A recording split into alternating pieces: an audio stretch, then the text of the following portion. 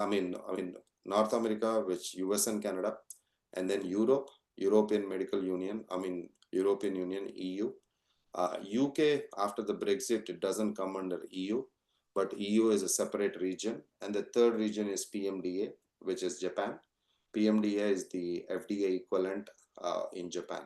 So for us, from a pharmacovigilance standpoint, when we say we are global or a pharma company is global, from a pharmacovigilance standpoint, meaning our product is either in clinical trials or in post marketing in all these three regions, and we have pharmacovigilance activities in all the three regions.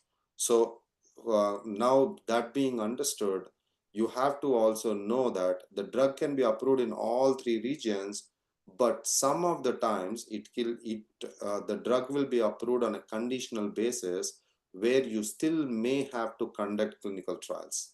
Now, when it is conditionally approved and you're supposed to conduct clinical trials, even though it's approved for marketing, in that scenario also, you will receive spontaneous and solicited because you're still conducting clinical trials. So those are some of the things you need to keep in mind when you are going into understanding sources of ADRs or sources of IDSRs. So it all depends on your drug. The other aspect of ICSRs is this valid and invalid. I think this is a mistake here. It's not invalid, it's non-valid. It's not invalid, it's non-valid. So valid and non-valid. So valid is it has four minimal criteria. The ICSR should have four minimal criteria, which is identifiable patient, identifiable reporter. It should have an adverse event, a known adverse event, and a drug, which is your suspect drug. So your company drug should be the suspect drug, along with an identifiable patient, identifiable reporter, and a known adverse event. It doesn't have to be specific, but there should be an adverse event. Now I'll give you a scenario and you guys tell me if this is a valid report. A 78-year-old female 78-year-old female was found dead by the grandson, and the grandson reported this adverse event. Is it a valid report? It's valid. Why? No, it's not. It's not. Let's the fight begin. Is there any other information There is other than the patient and the reporter? so there is no drug. We are missing the product. We have the patient identifier. We have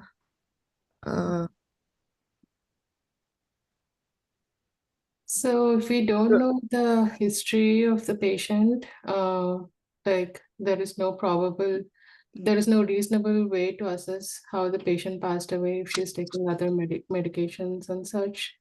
So one of the criteria does not satisfy What in is the terms of criteria? validity. What is not satisfied? Suspect drug.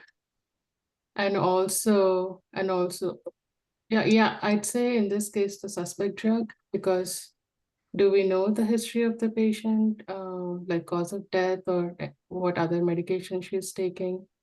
If we don't, if it's just, you know. Okay, let me give you the scenario then. Yeah.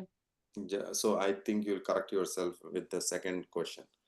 70-year-old grandmother taking your company drug found dead by grandson, and the grandson is reporting it. It's still a valid case. I think it's valid. Then it's valid. Valid. Okay. So the point is you guys are getting it right, but one of the things that Uma just mentioned about the causality. Yes, the one of the thing that Uma has mentioned should not be used. You don't need to assess the drug whether it has caused the adverse event in question when you're doing validity check. Is that making sense? You got to take it on face value, saying that, okay, I have an identifiable reporter. How do you say it's an identifiable reporter? Because the grandson. Do you have an identifiable patient? How do you know it's a identifiable patient? Is because you have patient identifiers. 78-year-old is an identifier.